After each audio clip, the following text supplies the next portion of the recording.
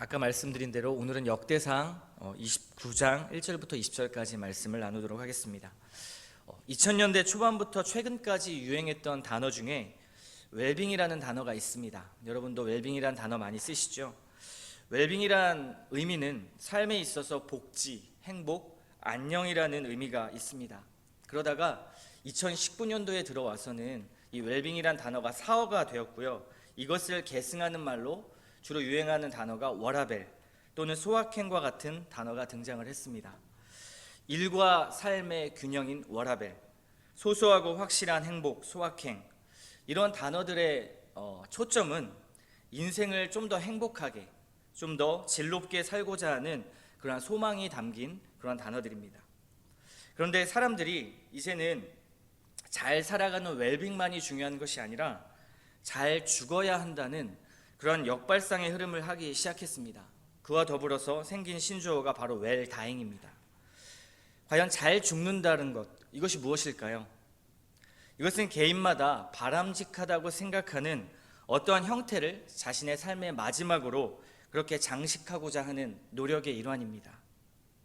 비록 삶의 외부적인 환경이나 그런 조건이 좋지 않더라도 어떤 심리적인 준비와 이해를 동반해서 죽음을 맞이하는 그러한 과정, 그것을 준비해 나가는 것이죠. 자신의 죽음을 준비하는 것입니다.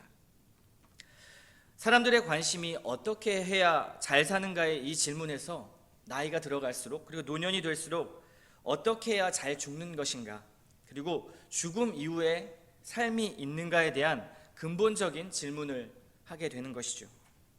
그래서 실제로 죽음학회 또는 웰다잉 협회라는 이러한 단체들이 많이 생겨나고요.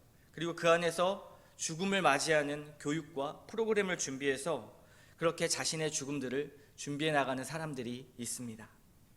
인터넷 백과에 웰다잉을 검색해보면요, 아름다운 죽음을 위한 10계명이 있습니다. 한번 들어보십시오. 1. 건강 체크. 2. 사전 의료 의향서 작성. 3. 자성 시간 갖기. 4. 법적 효력이 있는 유언장 자서전 작성하기. 5. 자원봉사하기. 6. 버킷리스트 작성하기. 7. 추억 물품 보관하기. 8. 마음의 빛 청산하기. 9. 고독사 예방. 10. 장례 계획 세우기. 어떻습니까? 여러분은 어떻게 죽음과 점점 가까워지고 계십니까? 아직 죽음을 많이 생각하시지 않죠? 만약에 여러분이 웰다잉의 이 법칙을 만든다면, 계명을 만들어낸다면 여러분만의 그 법칙은 어떻게 만들어내시겠습니까? 오늘 우리가 읽은 이 역대상의 본문도 다윗이 노년기에 자신이 죽음을 맞이하기 위한 준비를 하고 있는 것을 볼 수 있습니다. 그는 아들 솔로몬이 성전 건축을 할 수 있도록 여러 가지 일들을 추진하고, 그리고 하나님께 아끼지 않고 그렇게 예물을 드림으로 온 백성까지 하나님께 자원하여 성전 건축을 위한 예물을 드리도록 그렇게 동기를 부여하는 장면을 볼 수가 있습니다. 다윗이 노년기에 하는 마지막 가장 위대한 일이지요. 어찌 보면 노년기에는 돈과 권력에 눈이 어두워서 탐욕에 가득 찬 삶을 사는 것을 우리는 왕왕 경험하곤 합니다. 뉴스를 통해 경험하고요, 책을 통해, 역사를 통해 경험합니다. 그런데 다윗은 하나님 앞에 서기 전에 굉장히 아름다운 일들을 하나씩 준비해 나가고 있습니다.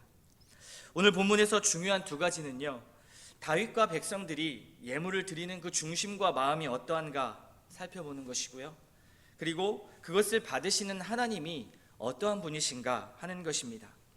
그리고 그 결과 이 말씀을 접하는 우리는 어떻게 우리 삶의 웰빙과 웰다잉이 되는지를 오늘 말씀을 통해 한번 살펴보도록 하겠습니다. 먼저 다윗의 마음의 중심을 한번 보십시오. 3절에 말씀합니다. 내 마음이 내 하나님의 성전을 사모함으로 내가 사유한 금, 은으로 내 하나님의 성전을 위하여 드렸노니. 다윗은요, 기본적으로 하나님의 성전을 사모했습니다. 다시 말하면 하나님을 사모하고 사랑했습니다. 우리가 하나님 앞에 무엇인가 자발적으로 드릴 수 있다는 것은 사랑이 있을 때만 가능합니다. 권위와 힘에 눌려서 그렇게 하나님 앞에 드리는 것은 의무와 강제가 될 수밖에 없겠죠. 다윗은 자신의 인생 가운데, 여정 가운데 만나온 그 하나님을 깊이 사랑했고요. 그리고 세상에 가장 귀한 가치라고 여기는 금과 은으로 그 사랑을 가감없이 표현했습니다. 그의 자발적인 드림은 온 이스라엘의 지도자들에게도 큰 영향을 미쳤죠. 6절에 말씀합니다. 모든 가문의 지도자들, 이스라엘의 모든 지파의 지도자들이 전부 하나님 앞에 즐거이 예물을 드렸다고 기록하고 있습니다. 다윗의 명령이 아니라 성경은 그들이 즐거이 드렸다고 표현하죠. 또 백성들의 중심은 어떨까요? 9절에 말씀하죠. 거기에 굉장히 좋은 표현들이 많이 나옵니다. 그들은 자원하여, 기뻐하여, 성심으로 이렇게 표현하고 있고요. 또 마지막에는 여호와께 또 한번 자원하여라는 말을 강조하면서 예물을 드리는 그 백성의 마음을 강조합니다. 하나님께서 이스라엘의 백성들이 예물을 드렸을 때 하나님께서 받으신 건 뭘까요? 아마도 예물이 아니라 그들의 마음을 받으셨을 것입니다. 하나님은 예물이 필요하신 분이 아니시기 때문에 그렇습니다. 하나님은 구걸하는 하나님이 아니고요, 돈이 필요하신 분이 아닙니다. 하나님은 그것을 통해 우리의 마음의 중심을 받기를 원하시고, 우리가 하나님을 돈을 통하여 하나님을 얼마나 의탁하고 있는지, 그리고 그분께 얼마나 자기 인생을 맡기는지를 살펴보고자 하는 것입니다. 근데 우리 입장에서는 어떻습니까? 물질을 드린다는 것은 삶의 정말 큰 헌신입니다. 지난 주일에 나누었던 그 누가복음의 전체의 말씀의 핵심, 제자도의 핵심도 바로 내 소유를 팔아 가난한 자에게 주라는 그 예수님의 명령이었습니다. 영생과 구원, 우리가 교리도 배우고 말씀을 통해 많이 듣는 영생과 구원, 하나님의 나라와 뜻을 가르치신 예수님이요, 가장 영적인 것이 가장 현실적인 삶으로 표현되어야 한다는 것을 제자들에게 가르치고 있는 것입니다. 가장 영적인 것이 우리에게 가장 현실적인 것입니다. 그러므로 이웃을 사랑한다라는 그 하나님의 가장 큰 계명은 그분이 주신 물질로 표현될 수밖에 없습니다. 세상의 가장 큰 가치인 돈으로 이웃사랑이라는 하나님의 가장 큰 가치를 이뤄내는 것, 이것은 우리에겐 일종의 모험입니다. 모험이고 도전이지요. 이것은 오늘 묵상집의 표현으로 말하면 롤러코스터를 타는 것 같은 모험입니다. 모험은 어떻습니까? 위험을 감수해야죠. 안전을 보장받지 못합니다. 실패를 염두에 두어야 한다는 점에서 굉장히 불확실합니다. 그런데 청지기가 하나님 앞에 드리는 헌신의 모험은 전능하신 하나님의 사랑, 그 사랑의 팔 안에서 안전한 모험입니다.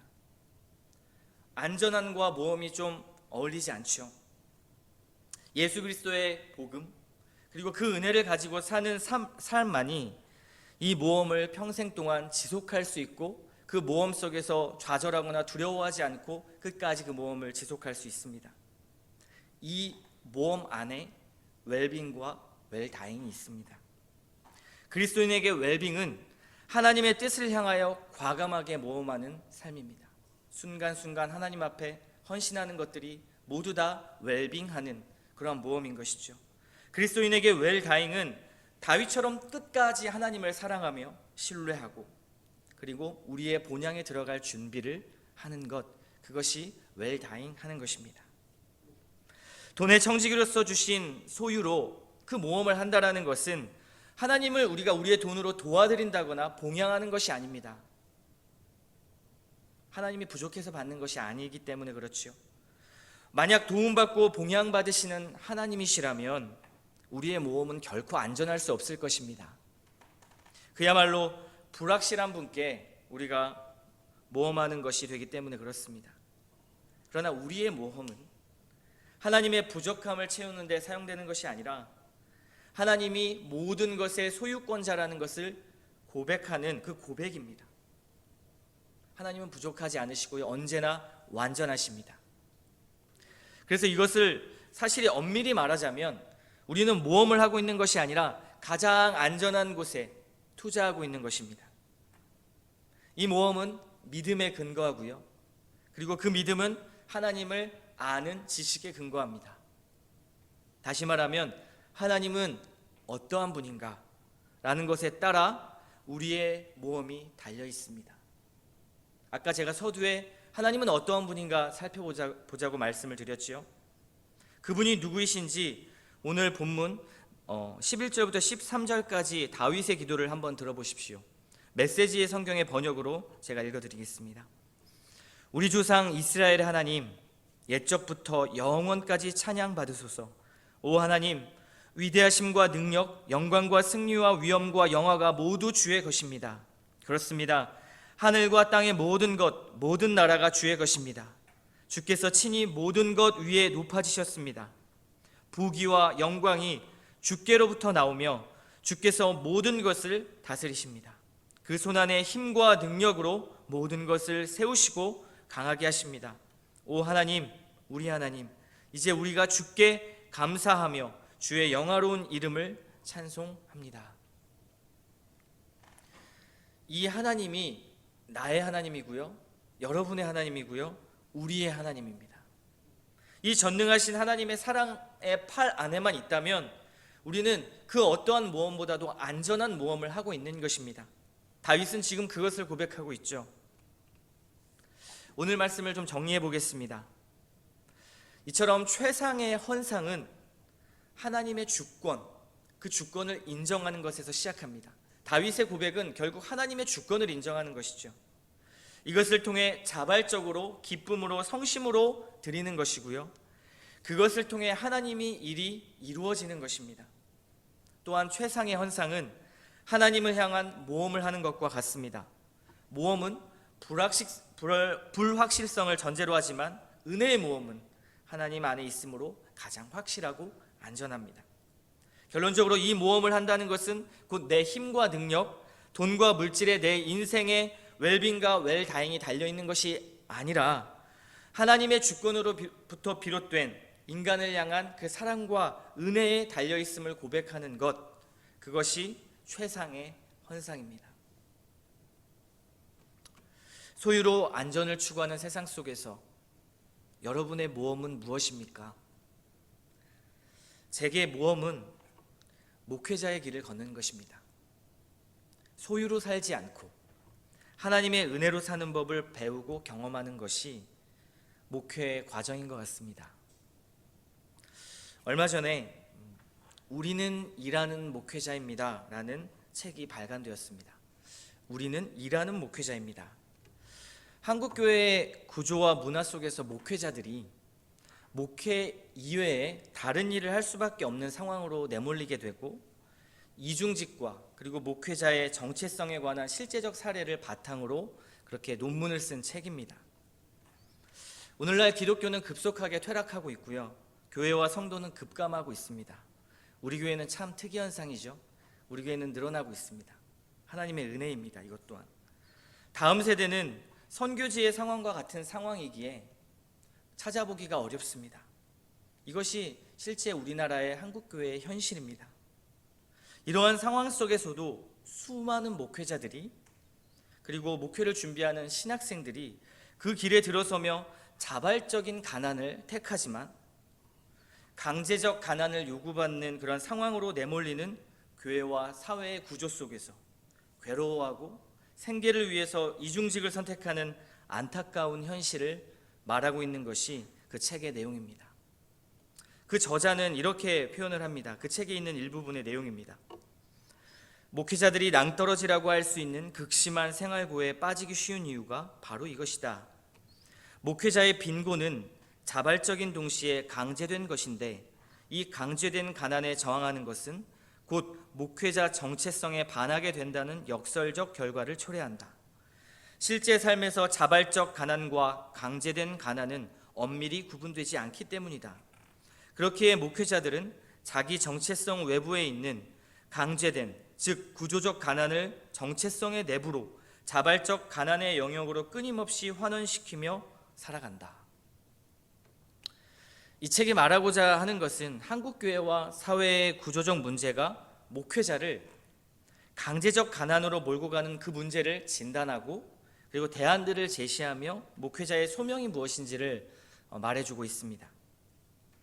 한국 교회와 사회의 이 구조 속에서 목회자 역시도 능력주의라는 것으로 평가될 수밖에 없는 그러한 것들을 또한 말하고 있습니다. 이 구조 속에서 하나님의 은혜를 찾는다는 것은 때론 목회자 입장에선 더욱더 큰 상실감이 되어서 돌아올 때가 많이 있습니다.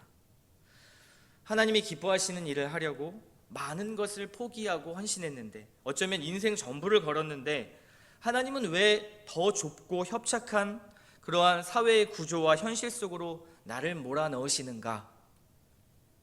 하나님을 가장 깊이 만날 수 있는 그 자리가 목회자의 자리라고 생각했는데, 그 자리로 가보니 하나님이 가장 멀리 계신 것 같고, 나의 이러한 목회자의 여정이 너무 그 모험이 불안하고 현실이 무겁다는 생각을 하기 때문에 그렇습니다. 때로는 좌절하고 아프고 상처투성이로 인생의 패배자처럼 느껴지는 이 목회자의 현실 어떻습니까? 그럼에도 수많은 목회자들이 이중직까지 할 것을 생각하고 그 길을 택하여 그 모험을 감당하려고 하는 이유는 무엇일까 생각해 보았습니다. 그리고 저의 마음을 한번 살펴보았죠. 그것은 주께서 우리에게 허락하신 사랑을 알고 믿기 때문에 그렇습니다. 목회자여서 그 길을 가는 것이 아니라 하나님의 사랑 때문에 이끌려서 가는 것이죠. 저 역시도 이것을 놓치지 않으려고 늘 가슴을 치며 기도합니다. 제가 목회자의 비유를 들어서 여러분은 괴리감이 느껴지실지 모르겠습니다. 그러나 성도 역시 다르지 않다는 것이죠.